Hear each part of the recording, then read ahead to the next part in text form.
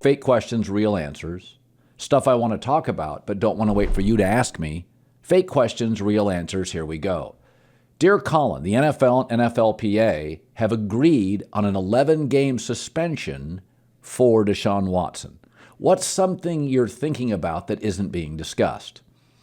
Well, the NFL makes a majority of its money from television.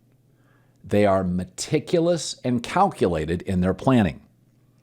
So Deshaun Watson will not be allowed to play until week 13. Now, he plays for Cleveland. That's the AFC. CBS owns those rights, right? AFC rights.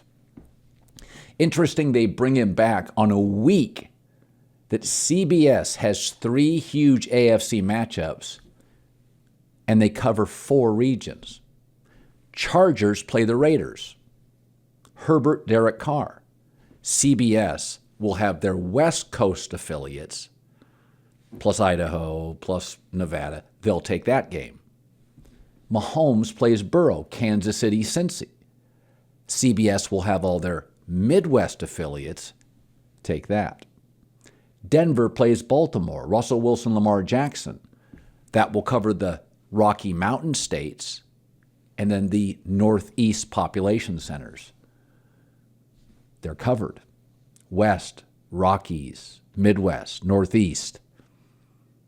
They will all have a star matchup to cover, meaning the distribution for Deshaun Watson's opening game, Houston and Cleveland, will be tiny. Dear Colin, you've been highly critical of Daniel Jones of the New York Giants.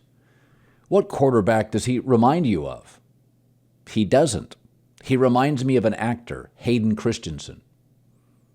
Back in 1999, they were making a new Star Wars. It was a big effing deal.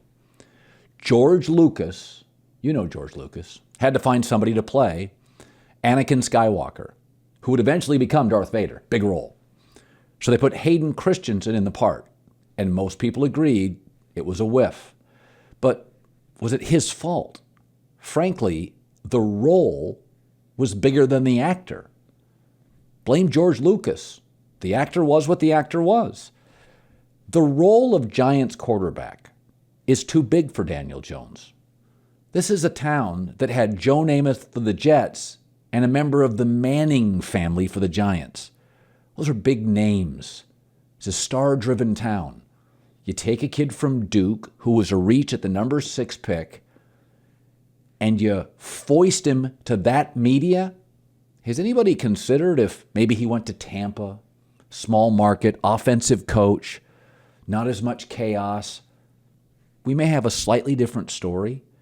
I mean, I don't think it's a Daniel Jones fault. I think he's a second, third round player that could have, with an offensive coach and less chaos, been reasonably successful in a smaller media market where he could be hidden, like, let's say, a Carolina.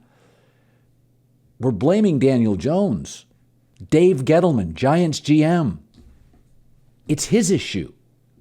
Daniel Jones hasn't changed. He's always been average. Dear Colin, you always love that the NFL as a TV product and a league is always tweaking things.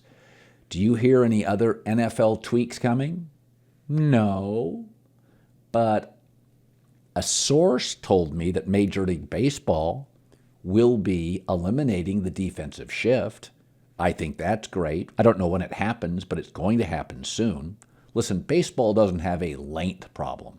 The games last 3 hours. College football games last 4. That's not the issue. The issue is an activity problem. There's not enough base runners. Eliminate the defensive shift. More line drives fall in. More base runners. More plays at the plate. More stolen bases. More first to third. More stars on the bases. Camera on the stars. There's not enough base runners. There's not enough activity. It's all home runs and strikeouts. Baseball, usually reluctant to make changes. I'm told defensive shift is going away, and I love it. Dear Colin, did you see the new Big Ten contract with Fox, NBC, and CBS? $7 billion over 7 years starting in 2023. What does it tell you? It tells me this is why USC and UCLA moved. They went from making $30 million a year with the Pac-12 network to a minimum of $64 million, and a source inside USC told me they think they'll get closer to $85 to $90 million because they'll have bowl revenue. They're also in that deal not counting butts in the seats. Wisconsin, Iowa, Penn State, Ohio State, Michigan, Michigan State are going to bring 15 to 20,000 fans every time they visit the Coliseum or the Rose Bowl. If you could double your revenue or triple it, and again, I'm told USC thinks all in $90 million a year in revenue. If you could triple it in 2 years, wouldn't you move? Let's stop overplaying the great history of the Pac-12. Really? I'm a Pac-12 guy. The Pac-12 has been history for about 6 years. This is why they left the conference.